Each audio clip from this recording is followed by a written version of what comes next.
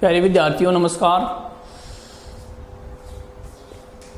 आज हम उससे पहले हमने सीमेंट उद्योग पढ़ा था कल पिछले वीडियो में। आज हम पढ़ेंगे कागज़ उद्योग। तो आप साथ साथ रिवीजन करते जाएं, विषय को ध्यान से समझे, काफ़ी इम्पोर्टेंट है। अगली कक्षाओं में भी या कंप्यूटर क्लास में भी जो हम पढ़ रहे हैं काफ़ी इम्पोर्टेंट चैप्टर है, इन्हीं से प्रश्न पूछे जाते हैं। तो हम कागज़ उद्योग के बारे में पढ़ेंगे। तो कागज़ उद्योग देखो, पुराने समय में जो भोजपत्र होते थे, हस्त निर्मित जो कागज, हाथ से बनाया हुआ कागज़ था, उसके ऊपर ही क्या होता था, उस पर अपने ज्ञान को सुरक्षित रखा जाता था लिखकर।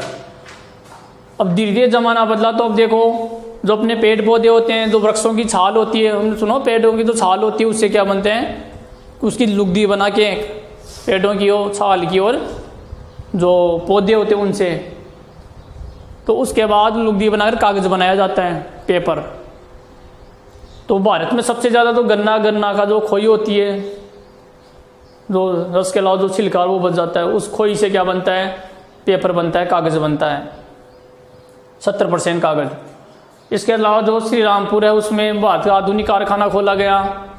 इसके अलावा भारत की प्रथम जो पेपर मिल है कागज़ बनाने की, वो यूपी की राजधानी का है, लखनऊ में, इंडियन पेपर मिल के नाम से। कौन से नाम से? इंडियन पेपर मिल के नाम से लखनऊ में 1879 में इंडियन पेपर मिल के नाम से, इंडियन पेपर मिल के नाम से। अब देखो मिल लिखना है, मील नहीं लिखना, आपको ध्यान रखना, मील तो गलत हो जाएगा। मील तो संदूरी का मात्रक होता है, मिल। इंडियन पेपर मिल की स्थापना की गई। फिर 1879 में इंडियन पेपर मिल की स्थापना की गई। फिर 81 में देखो, 2 साल बाद टीटागढ़ जो पश्चिम बंगाल में है, टीटागढ़ कहाँ है, बंगाल में, इसके बाद वहाँ भी पेपर मिल की स्थापना की गई, टीटागढ़ पेपर मिल। जैसे इसका नाम इंडियन था ना, तो टीटागढ़ पेपर मिल की स्थापना की गई। ठीक है। फिर जो भारत में थी आज़ादी के समय, यानी स्वतंत्रता के समय, 17 कारखाने थे। कितने?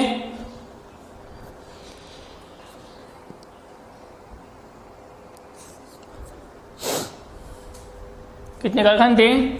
17 कारखाने, जिसमें लगभग 19,000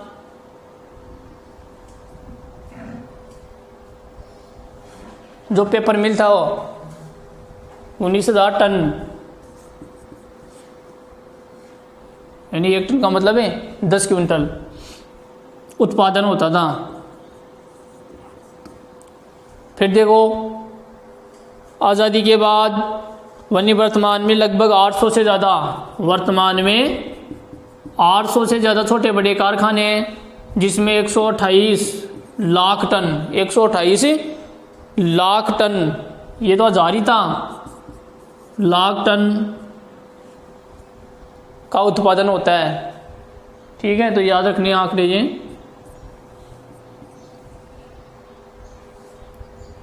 तो ऐसे पॉइंट बना के लिखेंगे, तब इस किताब में एक जगह तो याद नहीं होता, ऐसे पॉइंट बना के निशान लगा के लिखेंगे ना।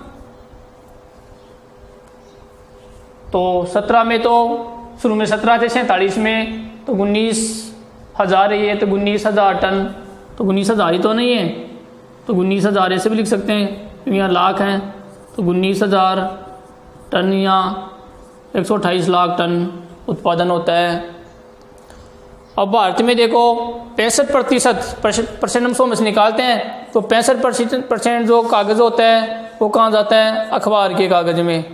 तो अखबार छपते हैं ना, आप देखते हैं रोज़ कितना, पूरे भारत में अखबार है तो कितने लोग हैं, तो वो अखबार रोज़ छपते हैं, कितना बड़ा अखबार आता है आपको पता है, तो रोज़ अखबार बनता है, रोज़ छपता है, तो अखबार में इसको बोलते हैं अखबारी कागज़। तो 65% तो अखबारी कागज़, शेष अन्य में चल काम में आता है। अन्य में कॉफ़ी, ये और भी पेपर आते हैं ना किताबों के, ये सब अन्य में चला गया, तो 65% अखबारी कागज़ में काम में आता है। इसके बाद देखो फिर हम राज्यों के नाम पढ़ेंगे। पश्चिम बंगाल में, उत्तर प्रदेश में, कर्नाटक में, मध्य प्रदेश, गुजरात में, ये 5-7-6 जिलों के राज्यों के नाम पढ़ेंगे। उनमें कौन कौन से जिले, सामने जिलों के नाम लिखते जाएंगे। यहाँ पर कागज़ क्या होता है, यहाँ पर कागज़ की मिलें हैं, जैसे हमने पढ़ा इंडियन पेपर मिल लखनऊ में। ये कहाँ थी, लखनऊ में, जो किसकी राजधानी है, उत्तर प्रदेश की। अब देखो इन राज्यों के नाम फिर उसके लिखेंगे। फिर लास्ट में पढ़ेंगे हम देश में जो अखबारी कागज़ है वो कहाँ है। ये प्रश्न भी कई बार है। नेपानगर जगह का नाम है मध्य प्रदेश में। ये कंपटीशन क्लासों में भी कई बार पूछा गया है। नेपानगर क्यों प्रसिद्ध है, अखबारी कागज़ के लिए। किसके लिए, अखबारी कागज़ के लिए,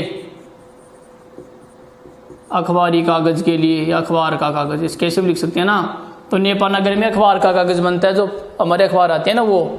और एक है नोट छापने का कागज़। कागज़ के नोट, कागज़ के तो होते हैं ना। तो नोट छापने का कारखाना कहाँ है, होशंगाबाद में।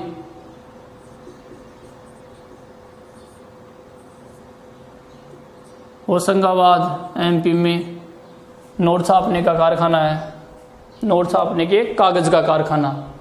तो अखबारी कागज़ तो कहाँ, नेपानगर में, और नोट छापने का कागज़ कहाँ, होशंगाबाद में। ये कंप्लीट। अब देखो इसमें लिखिए आप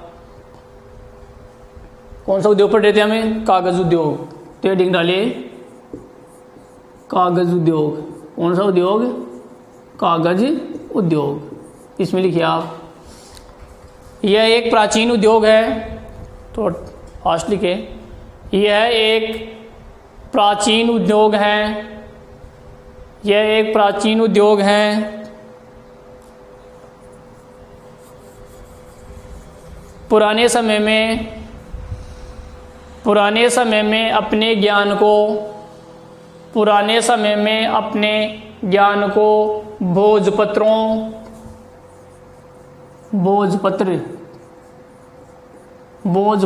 व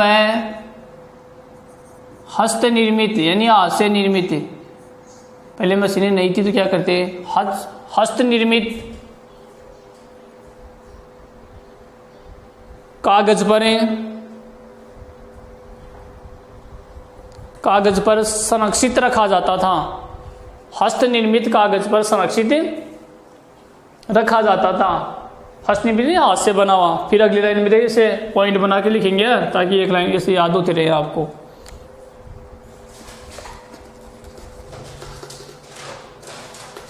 कागज उद्योग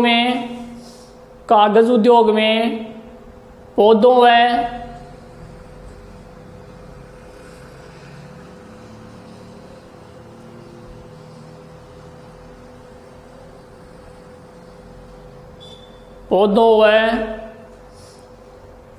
पेड़ लिखें, पेड़ों व कृषि का होता है, पौधा छोटा होता है, पेड़ बड़े होते हैं।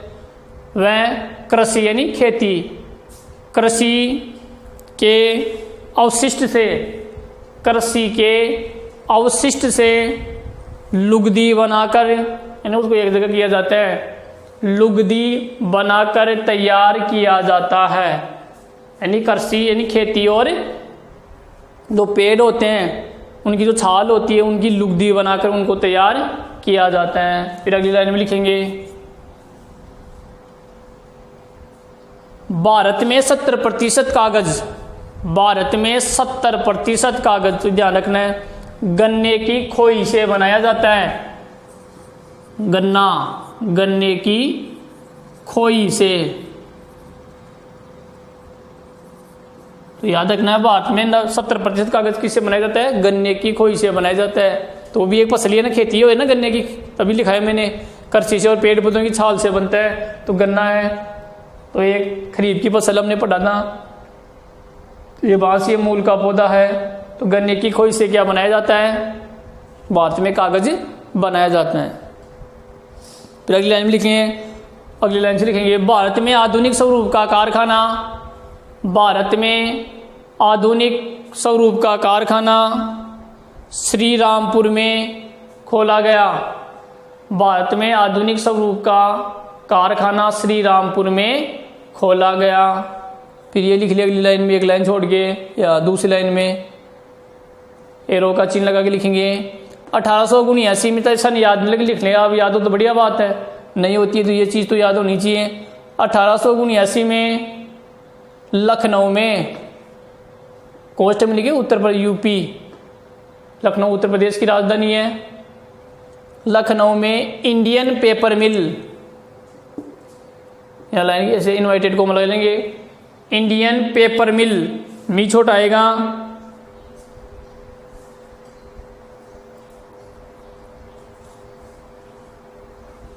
इंडियन पेपर मिल का कारखाना स्थापित किया गया। इंडियन पेपर मिल का कारखाना स्थापित किया गया, यानी प्रथम कारखाना था। कौन सा? प्रथम कारखाना। तो कोष्ट में लास्ट में लिख ले, बीच में नहीं लिखा है मैंने। प्रथम कारखाना यानी भारत का प्रथम जो कारखाना कहाँ खोला गया? लखनऊ में पहली बार इंडियन पेपर मिल के नाम से। फिर अगली लाइन लिखें, इसके बाद 1881 में 2 साल बाद, इसके बाद 1881 में टीटागढ़ पेपर मिल, टीटागढ़ ये मैंने ऐसे लिख दिया, भी टीटागढ़ का है बंगाल में, तो ये आप लिख भी सकते हैं कोष्टक में। टीटागढ़ पेपर मिल की स्थापना की गई, टीटागढ़ पेपर मिल की स्थापना की गई। तो टीटागढ़ का है बंगाल में।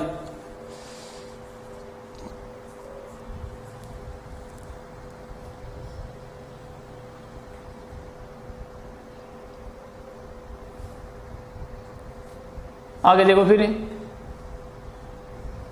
आज़ादी के समय, या सब एक ही बात स्वतंत्रता, आज़ादी के समय 17 कारखाने थे। आज़ादी के समय 17 कारखाने थे जिनकी उत्पादन क्षमता 19,000 टन थी, जिनकी उत्पादन क्षमता 19,000 टन थी। ठीक है, 17 19 से याद रख लेंगे, 17 19, 17 तो क्या कारखाने, क्षमता कितनी? 19,000 टन। फिर दिखेंगे वर्तमान में, यानी अब वर्तमान में 800 से अधिक छोटे बड़े कारखाने हैं। वर्तमान में 800 से अधिक छोटे बड़े कारखाने हैं, जिसमें 800 से कितने? 128 लाख टन, जो मात्र 19,000 ही था, 128 लाख टन पेपर का उत्पादन होता है। 128 लाख टन पेपर का उत्पादन होता है। तो अगली लाइन से लिखेंगे, भारत में 65% भारत में 65% समझ निकालते हैं ना, तो भारत में 65% कागज का उपयोग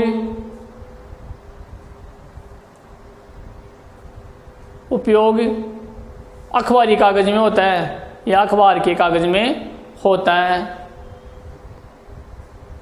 और किससे बनता है ये? भारत सबसे ज़्यादा गन्ने की खोई से बनता है 70%।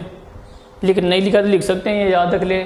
भारत में 70% कागज किससे बनता है? जैसे हम पेड़ की लुगदी बनाते हैं तो भारत में किससे? गन्ने से। ठीक है, यहाँ तक कंप्लीट हो गया। अब देखो भारत की, ये तो इसकी एक जानकारी थी। अब हम पढ़ेंगे भारत के किन किन राज्यों में पेपर मिल स्थापित है या कागज उद्योग स्थापित है। तो लिखिए अगली हेडिंग डाल के, भारत के निम्नलिखित राज्यों में, भारत के निम्नलिखित राज्यों में कागज उद्योग की मिलें स्थापित है। निम्नलिखित राज्यों में कागज उद्योग की मिलें स्थापित है। अब नंबर 1 लगा लें, एक लाइन में एक ही लिखे। बंगाल में, बंगाल पश्चिम बंगाल, तो बंगाल में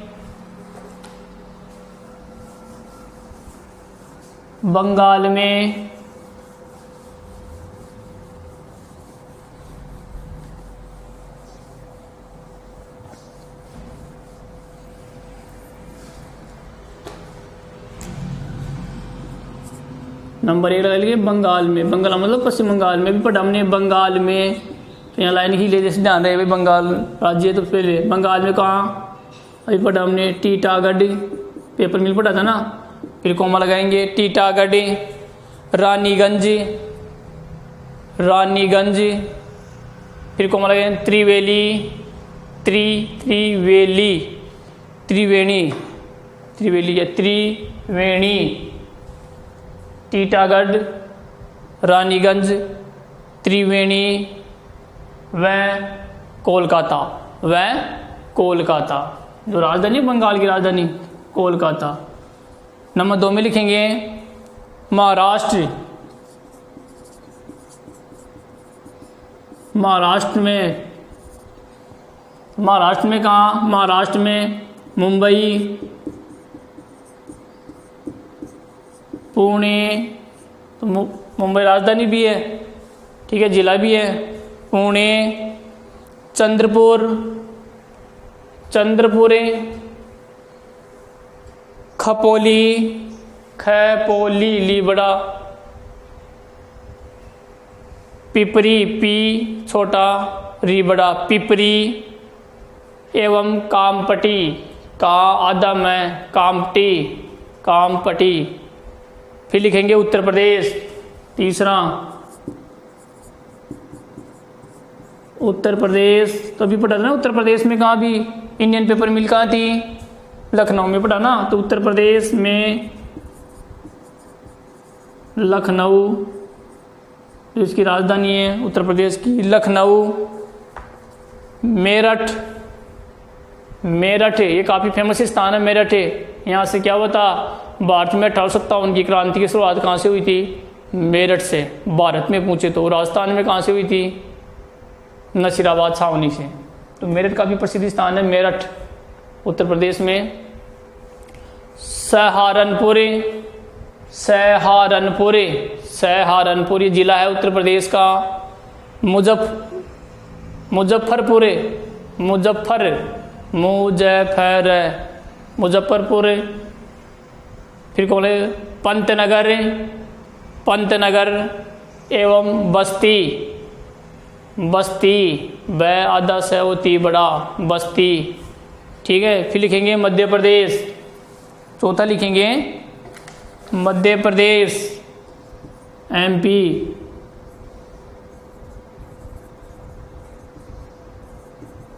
मध्य प्रदेश में कहाँ? मध्य प्रदेश की राजधानी क्या है? भोपाल।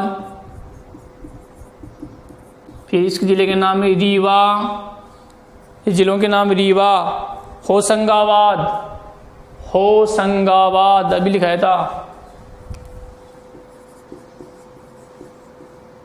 होशंगाबाद।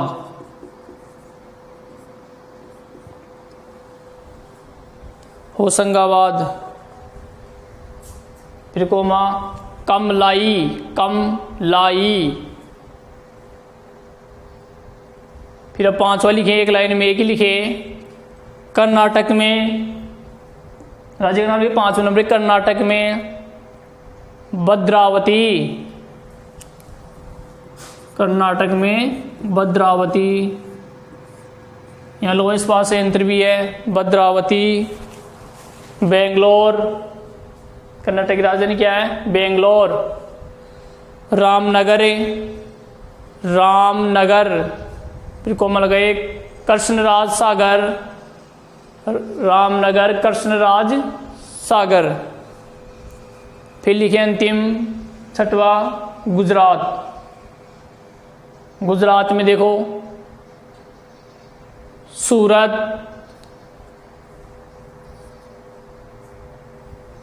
वापी, वापी बड़ा, सूरत, वापी, वडोदरा, वडोदरा, वडोदरा, व सूरत, वापी, वडोदरा, राजकोट। कौन सा? वह राजकोट, ये जिला का नाम है राजकोट। तो हमें यही लिखना है क्योंकि जहाँ कागज जिले तो खूब आपको पता है, जामनगर है, भावनगर है, साबरकांठा है, बनासकांठा है, अहमदाबाद, ये जगह के जिलों के नाम है। तो जो है वही लिखेंगे हम। तो सूरत है, कहाँ है? कपड़ा उद्योग में भी सूरत प्रसिद्ध है, हीरे की कटिंग के लिए भी सूरत प्रसिद्ध है, तो वहाँ भी सूरत का नाम आता है। कागज पढ़ रहे हैं तो कागज उद्योग में भी सूरत है, वापी है, वडोदरा है और राजकोट, काफी प्रसिद्ध स्थान है राजकोट भी। शायद ये मूंगफली उत्पादन के लिए, गुजरात में मूंगफली उत्पादन के लिए प्रसिद्ध है राजकोट। बंगाल में टीटागढ़ी हमने पढ़े, महाराष्ट्र में पुणे, मुंबई, उत्तर प्रदेश में लखनऊ है, मेरठ है, सहारनपुर है, मुजफ्फरपुर है, पंतनगर और बस्ती है।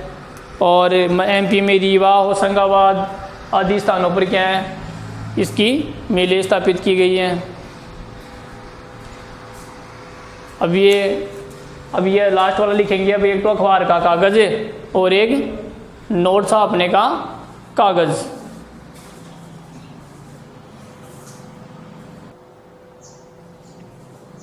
तो देखो,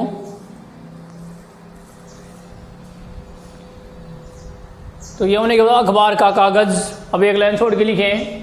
अभी मैंने बताया था नेपानगर मध्य प्रदेश में जो अखबार के कागज के लिए प्रसिद्ध है, वो दूसरा कौन सा, होशंगाबाद, जहाँ नोट छापने का कारखाना है। तो इसमें लिखे आप। अब एक लाइन छोड़ के लिख लें। ये राज्यों के नाम हमने लिख लिए, इसमें बंगाल है, महाराष्ट्र, उत्तर प्रदेश है, गुजरात है, कर्नाटक है।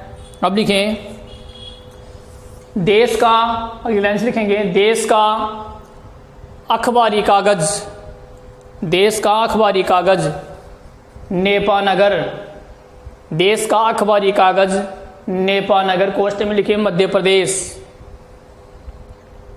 तो अखबार की लाइन खींच लेंगे। अखबार का कागज कहाँ छपता है, नेपानगर मध्य प्रदेश में बनता है अखबार का कागज, छपता है, बनता है। तथा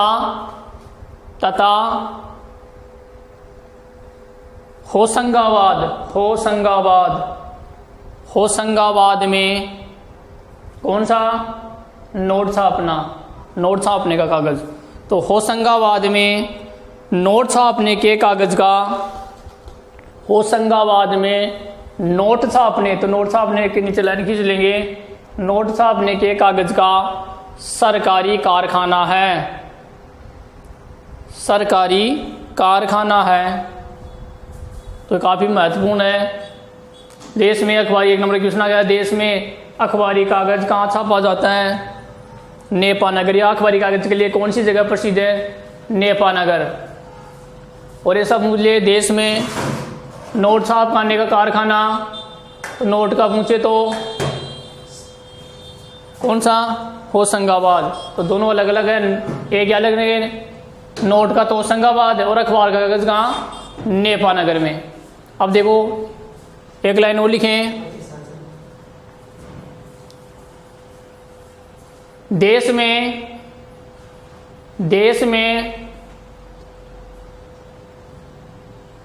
इसकी मांग अधिक होने के कारण, कागज की, तो इसकी मांग अधिक होने के कारण अधिकांश कागज खपत हो जाता है, यानी काम में लिया जाता है। तो देश में इसकी मांग अधिक होने के कारण अधिकांश कागज की खपत हो जाती है, तथा शेष अन्य दूसरे देशों से आयात किया जाता है। दूसरे देशों से आयात यानी उसको, आयात यानी मंगवाना, दूसरे देशों से आयात किया जाता है। तो ये आपका कंप्लीट हो गया एक, कौन सा, कागज उद्योग कंप्लीट। क्या हो गया, कागज उद्योग कंप्लीट हो गया। तो बिल्कुल सरल है, कहानी टाइप में पढ़े आप, आराम से याद हो जाएगा। ये प्राचीन उद्योग यानी कुटीर उद्योग भी है, ये सब लिख सकते हैं। ये 70% गन्ने की खोई से बनाया जाता है। ये पेपर लखनऊ में इंडियन पेपर मिल के नाम से श्री रामपुर में खोला गया। वे ऐसे लिख के इसको विस्तार से वर्णन कर देंगे हम। फिर उन 6 राज्यों के नाम लिख देंगे, उन जगहों के नाम लिख देंगे। फिर इम्पोर्टेंट में हमने क्या पढ़ा, नेपानगर में अखबार का कागज छापने का कागज बनता और ये नोट छापने का होशंगाबाद में। अब लिखेंगे अगले हेडिंग डाले, औद्योगिक प्रदूषण, औद्योगिक प्रदूषण यानी उद्योगों द्वारा किया जाने वाला प्रदूषण है। अब इसमें काफ़ी बड़ा है तो इसको हम पॉइंटों में पढ़ेंगे। तो आज एक पैराग्राफ पढ़ेंगे हम इसका। तो देखो जितने भी उद्योग हैं, बड़ी उद्योग ना, बड़ी बड़ी फैक्ट्रियाँ, उद्योग का नाम आते दिमाग में, यही तो आता है। तो बड़े बड़े उद्योग जैसे चमड़ा उद्योग है, कागज उद्योग है, सूती वस्त्र उद्योग है, रसायन उद्योग है, ये जितने भी उद्योग हैं, तो इससे एक तरफ तो वायु प्रदूषण हो रहा है। कौन सा प्रदूषण है? वायु प्रदूषण हो रहा है। और दूसरा कौन सा? ध्वनि प्रदूषण भी होते हैं साथ में, मेन जल प्रदूषण, वायु और जल प्रदूषण। तो देखो, तो जितनी जैसे अपनी गंगा नदी है, यमुना है, तो इनके शहर के पास में बड़े बड़े उद्योग धंधे स्थापित है, तो उनका जो अनावश्यक अपशिष्ट कचरा है, रसायन है, गंदगी है, वो उसमें चली जाती है, गंगा में जाती है ना। वे गंगा भी मेली हो चुकी है, इस पर कई फिल्म भी बन चुकी है, राम तेरी गंगा मेली। इसके अलावा सरकार हर साल वादे करती है, केंद्र सरकार, जैसे भी एक योजना चल रही है नमामि गंगे योजना, या गंगा को साफ करने के लिए आज तक कई करोड़ों रुपए खर्च किए जा चुके, लेकिन गंगा साफ नहीं हुई। क्योंकि गंगा जहाँ से निकलती है, नहीं कहाँ से, उत्तराखंड से निकलती है। जब वो अलकनंदा और भागीरथी जहाँ देवप्रयाग में मिलती है, वहाँ उसको गंगा कहते हैं। तो गंगा उत्तर प्रदेश, उत्तराखंड, उत्तर प्रदेश, बिहार, पश्चिम बंगाल में बहती हुई बांग्लादेश में चली जाती है। तो यहाँ पर जब उत्तर प्रदेश से बहती है, तो यहाँ जैसे लखनऊ और ये कानपुर, ये जो बड़े शहर हैं, यहाँ पर देखो बड़ी जो फैक्ट्रियाँ, उससे गंगा का जल बेकार हो गया, या गंगा नदी का जल प्रदूषित, काफ़ी ज़्यादा प्रदूषित हो गया। अब जल प्रदूषित हो गया तो जलीय जीव क्या हो जाएंगे? मर जाएंगे। जैसे मछली जो और भी है, जलीय जीव है, जो जल में रहते हैं, जल में रहने वाले जीव, वो समाप्त हो रहे हैं। और इसके अलावा धुआं है, उससे वायु प्रदूषण हो रहा है। तो जो स्थल में रहने वाले जीव है, मनुष्य या और जीव जंतु है, वो भी क्या हो रहे हैं? उसको सांस की दिक्कत हो रही है। उसके दुष्प्रभाव भी हैं, जैसे कैंसर होना, चर्म रोग होना, आंखों में जलन होना, ये आदि रोग किससे हो रहे हैं? प्रदूषण से। दूसरा, जहाँ उद्योग खुले हैं वहाँ पर क्या हो गया? एक तरह से शहरीकरण हो गया। जैसे मान लो कई लोग गाँव को छोड़कर शहर में क्यों जाते हैं? क्योंकि गाँव में रोजगार नहीं है ना, या कम है, या शहरों की चकाचौंध है, वहाँ की शिक्षा, वहाँ का दिखावा, बोलचाल, रहन सहन, ये सब उनको आकर्षित करता है, वहाँ उनको रोजगार भी मिलता है। तो ये जितने भी जैसे दिल्ली है, बम्बई है, कोलकाता है, चेन्नई है, सूरत है, तो जितने भी बड़े शहर हैं, मान लो अब राजस्थान का उदाहरण ले, तो राजस्थान जैसे जयपुर है, जोधपुर है, कोटा, तो बड़े शहर हैं, या उद्योग भी हैं। और राजधानी होने के कारण वहाँ पूरे राजस्थान के आसपास के स्टेट के लोग वहाँ आ जाते हैं। तो यानी गाँव के लोग शहरों में क्या करें? पलायन करें, नहीं करें क्या? तो उससे क्या हो गया? शहरीकरण हो गया। शहरीकरण होने से वहाँ जनसंख्या का दबाव बढ़ गया तो वहाँ उद्योग है, तो वहाँ पर गंदगी भी होती है, रहने की समस्या, पानी की समस्या, बिजली की समस्या। तो औद्योगिकरण के साथ साथ कई प्रकार की दिक्कतें भी सामने आ रही है। तो इसमें आप लिख लें,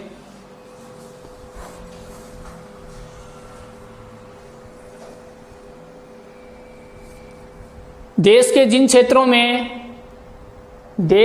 क्षेत्रों में औद्योगिकरण का विकास हुआ है, देश के जिन क्षेत्रों में औद्योगिकरण का विकास हुआ है, जैसे हुआ है वहाँ, ऐसा लिखिए, वहाँ नगरीकरण, यानी लोग गांवों को छोड़कर कहाँ जा रहे हैं? शहरों में। वहाँ नगरीकरण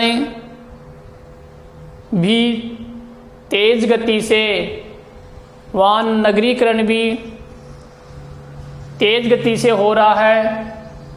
जैसे उदाहरण में वैसे कौन से जहाँ उद्योग धंधे हो गए, तो वहाँ पर एकदम से जनसंख्या का दबाव बढ़ गया। जैसे दिल्ली, मुंबई, कोलकाता, दिल्ली, मुंबई, कोलकाता, सूरत, अहमदाबाद आदि, और भी लिख सकते हैं आप, ये कोई दिख रहे वही लिखें। और भी जो शहर हैं बड़े बड़े, वहाँ पर क्या हो गया? लोग गाँवों को छोड़ शहर में चले गए, तो तीव्र क्या हो गया? नगरीकरण हो गया। यानी गाँव के लोग कहाँ जा रहे हैं? शहरों में जा रहे हैं। अगली लाइन में लिखें, इन नगरों में वायु व जल प्रदूषण है। इन नगरों में जो नाम बताए मैंने, तो ये बड़े महानगर इसलिए इनका उदाहरण दिया है। बाकी हर राज्य में शहर हैं बड़े, वहाँ नगरीकरण हुआ है, तो वहाँ वायु और जल प्रदूषण बड़े पैमाने पर है, वहाँ वायु व जल प्रदूषण बड़े पैमाने पर है। जैसे हम देखते हैं दिल्ली जैसे जो भारत की राजधानी है, वहाँ पर लोगों को रात को तारे दिखाई नहीं देते हैं, मतलब इतना ज़्यादा प्रदूषण दिल्ली शहर में।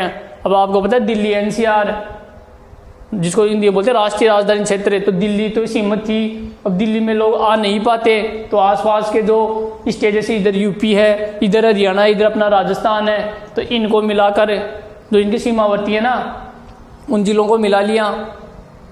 उस मतलब दिल्ली बढ़ रही है ना, तो दिल्ली के लोग कहाँ रहे हैं। जैसे हम गाँव में रहते हैं, गांव में पूरे मकान दुकानें बन गई, तो अब हम अपने पास जो खेत होते हैं उसमें हम आगे से बढ़ते हैं, इससे गांव का विस्तार होता है।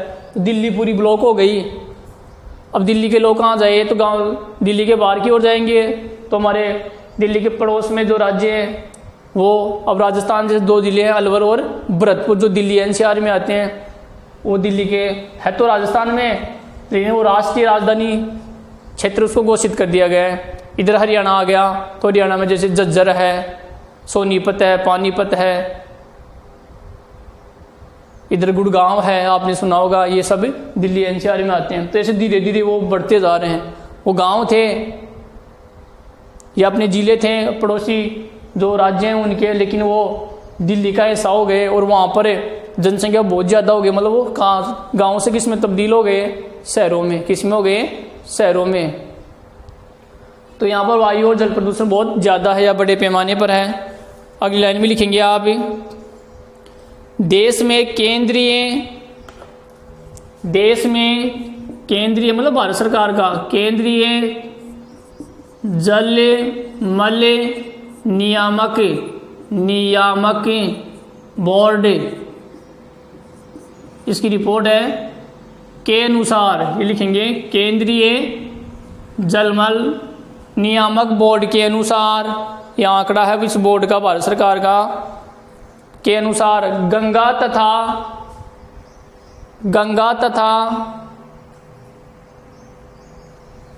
तथा उसकी सहायक नदी, यानी गंगा की प्रमुख सहायक नदी कौन सी है, यमुना।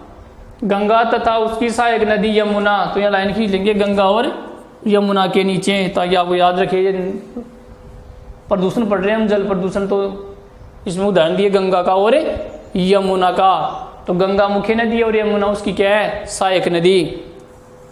तो गंगा और यमुना का, यमुना के किनारे चमड़ा, कागज को हम अलग लिखेंगे, अलग अलग लास्ट में उद्योग लगा देंगे ना, कागज, चमड़ा, खाद रसायन केमिकल जिसको हम बोलते हैं, एवं औषधि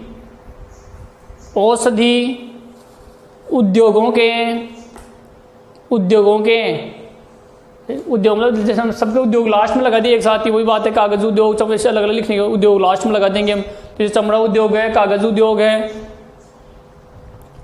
और रसायन उद्योग है, उर्वरक उद्योग है, जैसे अपने कीटनाशक ही आते हैं खाद बीज की दुकानों पर ही है, तो ये घर थोड़ी बनते हैं, बड़ी बड़ी फैक्ट्रियों में बनते हैं। तो ये कैसे जहरीले होते हैं आपको पता है। तो ये इनके अपशिष्ट ये कहाँ जाते हैं, गंगा यमुना में फेंक दिए जाते हैं। इस कारण से गंगा क्या हो गई, मैली हो गई, प्रदूषित हो गई, यमुना भी हो गई, और इस कारण से जो जलीय जीव है उनके ऊपर विपरीत प्रभाव पड़ रहा है। इसका दुष्परिणाम हमें भी देखने को मिल रहा है। तो उद्योगों के अपशिष्ट नहीं तो बचे हुए जो बेकार के पदार्थ हैं, अपशिष्ट के कारण बहुत अधिक प्रदूषित हो चुकी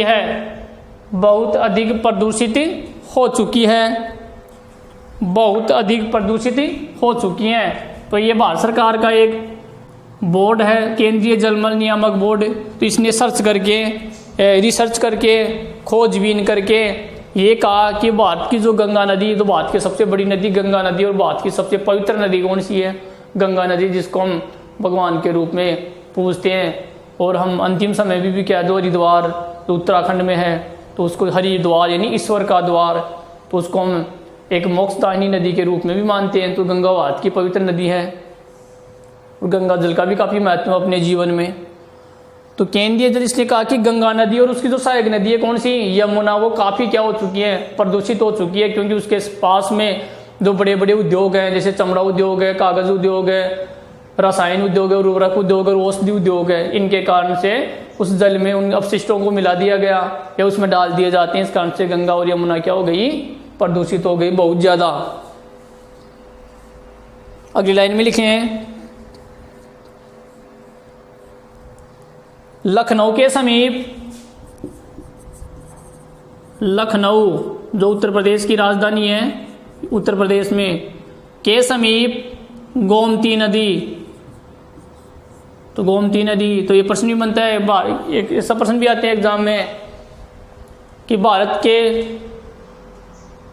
नदी किनारे बसे प्रमुख शहरों के नाम, जैसे राजस्थान में कोटा शहर है, वो चंबल के किनारे है, लखनऊ गोमती नदी के किनारे हैं, उज्जैन जहाँ कुंभ का मेला बढ़ता है वो शिप्रा नदी के किनारे हैं, सूरत कौन सी, दो सूरत अभी पढ़ा गुजरात में, सूरत कौन सी नदी के किनारे है, ताप्ती नदी के किनारे हैं, एक है जमशेदपुर झारखंड में, तो टाटा आयरन स्टील कंपनी टिस्कॉम ने पढ़ा था जमशेदपुर है, तो जमशेदपुर कौन सी नदी के किनारे है, स्वर्णरेखा नदी के किनारे, कौन सी रेखा के किनारे, स्वर्णरेखा नदी के किनारे।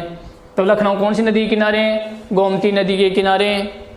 अयोध्या जहाँ से भगवान श्री राम का जो भव्य मंदिर बनने जा रहा है, जिसका अगस्त में शुभारंभ हो चुका है, तो जो अयोध्या है वो कौन सी नदी है, सरयू नदी। तो ये प्रश्न बनते हैं नदियों के किनारे बसे हुए शहरों के नाम। तो लखनऊ कौन सी नदी के किनारे है, गोमती नदी के किनारे। अयोध्या जब भगवान श्री राम का मंदिर बन रहा है वो है सरयू नदी के किनारे। तो लखनऊ उत्तर प्रदेश में गोमती नदी के समीप, गोमती नदी के समीप कागज व गन्ना उद्योग के अवशिष्ट के कारण, कागज व गन्ना उद्योग, गन्ने की लुगदी बनती है भी बताया मैंने, और जो गन्ना उद्योग जहाँ चीनी बनती है उनका अपशिष्ट, तो बाद में वो अपशिष्ट पदार्थ होते हैं शेष बचा हुआ, के कारण अत्यधिक यानी बहुत ज़्यादा मात्रा में विषाक्त हो चुकी है, यानी जहरीली हो चुकी हैं, विषाक्त हो चुकी है।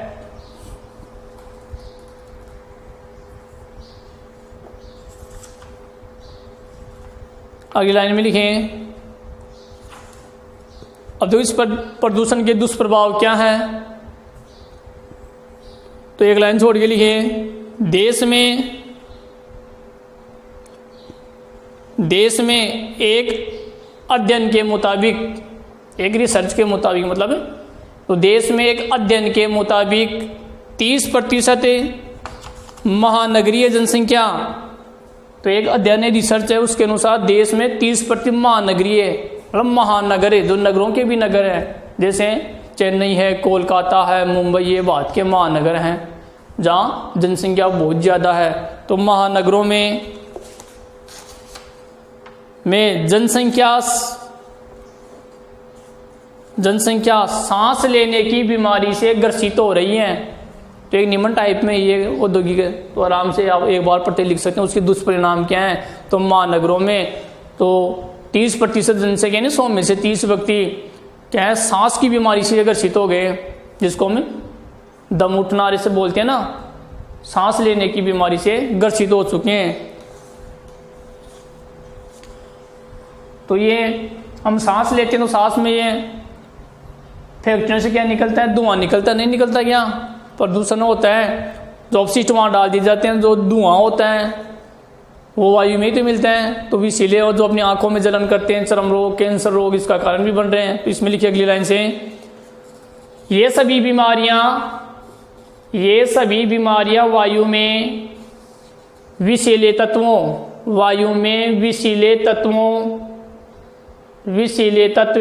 विषैले यानी जहरीले विषैले तत्व जैसे कार्बन को हम लगाएंगे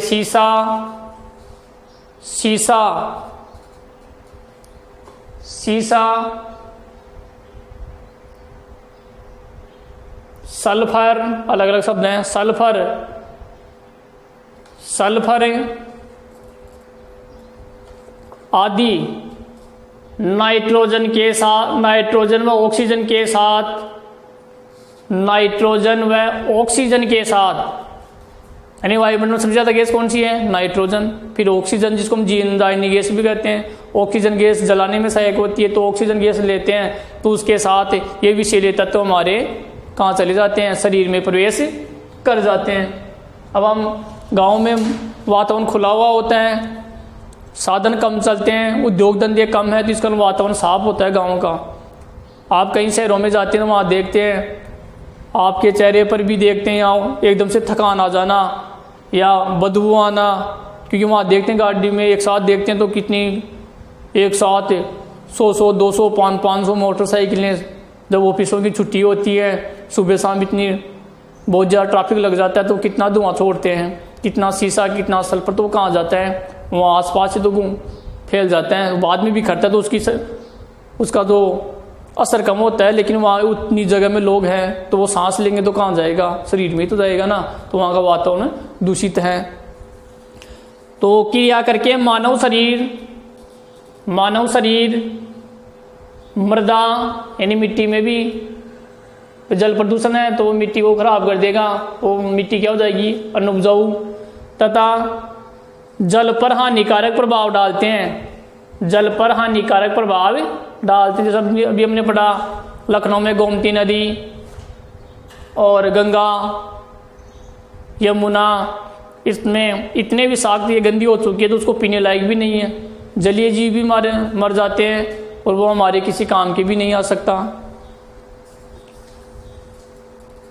प्रभाव डालते हैं, अगले में लिखें जिस कारण प्रभाव डालते हैं, जिससे या जिस कारण विभिन्न बीमारियां जैसे, जिस कारण विभिन्न बीमारियां जैसे कैंसर, चर्म रोग एवं रक्त संबंधी यानी खून से संबंधी बीमारियां एवं रक्त संबंधी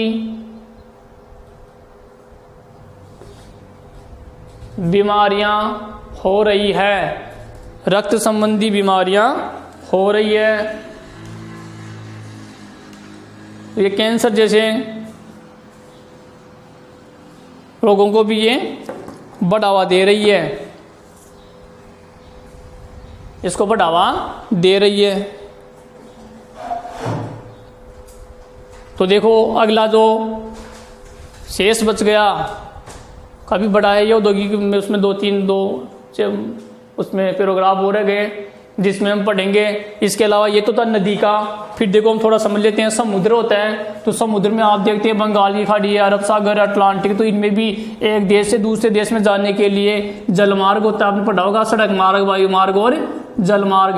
तो जलमार्ग से भी तो क्या होते हैं,